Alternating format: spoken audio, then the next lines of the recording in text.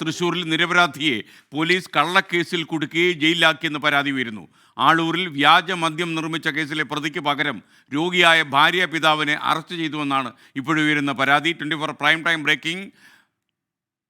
കൊണ്ട് അവനെ കൊണ്ട് ഹാജരാക്കിയില്ലെങ്കിൽ ഭർത്താവിനെ വിടില്ല എന്ന് പറഞ്ഞ് ഞങ്ങളൊന്ന് പോലീസ് സ്റ്റേഷനിൽ ചെന്നപ്പോ, അല്ലെങ്കിൽ അവനെ ഹാജരായില്ലെങ്കിൽ നിങ്ങളെ എല്ലാവരും തൂങ്ങുന്നാണ് പോലീസുകാർ പറഞ്ഞത്. സാക്ഷികൾ മെമ്പർമാരെന്ന് പറഞ്ഞപ്പോ ഞാൻ മെമ്പർമാരോട് ചോദിച്ചു. അപ്പൊ അവര് പറയണ് ഇതിനെപ്പറ്റി അവർക്കൊന്നും അറിയില്ല എന്നാ. ഇവര് ഓരോന്ന് പറഞ്ഞ് വെറുതെ ഓരോ പ്രശ്നങ്ങൾ ഉണ്ടാക്കണതാണ്, അല്ലാണ്ട് ആളതിലൊന്നും പെട്ട ആളല്ല.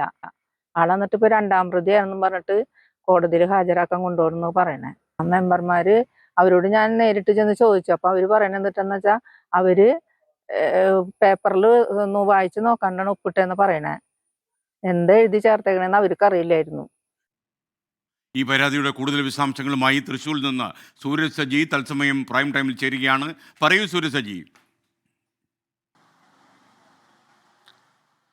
എസ്കേൻ, കട്ടവനെ കിട്ടിയില്ലെങ്കിൽ കിട്ടിയവനെ പ്രതിയാക്കുന്ന പോലീസിന്റെ സമീപനം അത് ആളൂർ പോലീസ് സ്റ്റേഷൻ കേന്ദ്രീകരിച്ചുകൊണ്ട് ഉണ്ടായിരിക്കുന്നു എന്നുള്ള വാർത്തയാണ് ഇപ്പോൾ പുറത്തു വരുന്നത്. നേരത്തെ ചാലക്കുടിയിൽ ഷീല സണ്ണിയെ എക്സൈസ് കള്ളക്കേസിൽ കുടുക്കിയതിന്റെ വാർത്ത നമ്മൾ തന്നെ റിപ്പോർട്ട് ചെയ്ത് ഷീല സണ്ണിയുടെ നിരപരാധിത്വം പുറത്തു കൊണ്ടുവന്നതാണ്. ഇതിന് സമാനമായ സംഭവമാണ് ഇപ്പോൾ മാള ആളൂരിലും ഉണ്ടായിരിക്കുന്നത്. ഇന്നലെയാണ് ഈ സതീശൻ എന്നയാൾ വീട്ടിൽ ചാരായം മാറ്റുന്നു എന്നൊരു രഹസ്യവിവരം പോലീസിന് ലഭിക്കുന്നത്. തുടർന്ന് ഈ സതീശന്റെ വീട്ടിൽ പോലീസ് എത്തി പരിശോധന നടത്തുന്ന സമയത്ത് സതീശൻ അവിടെ ഉണ്ടായിരുന്നില്ല. പോലീസ് അറിഞ്ഞ് സതീശൻ അവിടെ നിന്ന് കടന്നു കളയുകയും ചെയ്തു. പക്ഷേ സതീശനെ വീട്ടിൽ കാണാതായതോടുകൂടി അപ്പുറത്തെ വീട്ടിൽ, അതായത് ഇവിടെ നിന്ന് സമീപത്ത് കുറച്ച് മാറി താമസിക്കുകയായിരുന്ന സതീശന്റെ പിതാവായിട്ടുള്ള സുകുമാരനെയാണ് പോലീസ് കസ്റ്റഡിയിൽ എടുക്കുന്നത്. സുകുമാരനോട് ഈ വീട് വരെ വരിക, കാര്യങ്ങൾ ചോദിച്ചറിയാനാണ് എന്ന് പറഞ്ഞ് സുകുമാരനെ ഇങ്ങോട്ടേക്ക് വിളിച്ചു വരുത്തുന്നു. പിന്നീട് സുകുമാരനെ കസ്റ്റഡിയിലെടുത്ത് പോലീസ് രാത്രിയോടുകൂടി തന്നെ അവിടെ നിന്ന് മടങ്ങുകയും ചെയ്തു.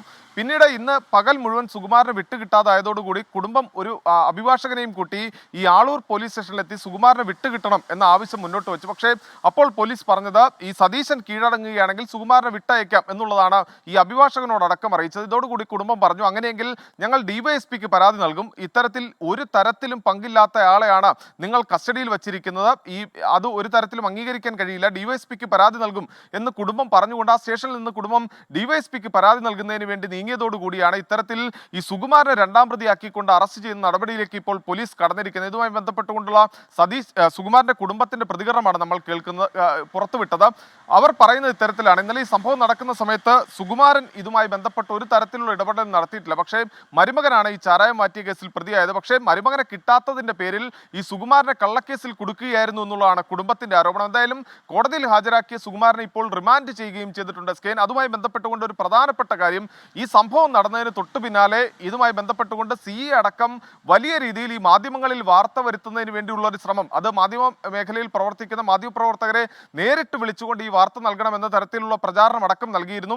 ഇതിൽ സംശയം തോന്നി നടത്തിയ അന്വേഷണമാണ് ഈ സുകുമാരനെ ഇത്തരത്തിൽ കള്ളക്കേസിൽ കുടുക്കിയതാണ് എന്ന തരത്തിലുള്ള വിവരം പുറത്തു കൊണ്ടുവരുന്നതിലേക്ക് നയിച്ചത്. എസ്കെ, ഓക്കെ, സൂരജ് സജിയാണ് വിവരങ്ങൾ നൽകിയത്.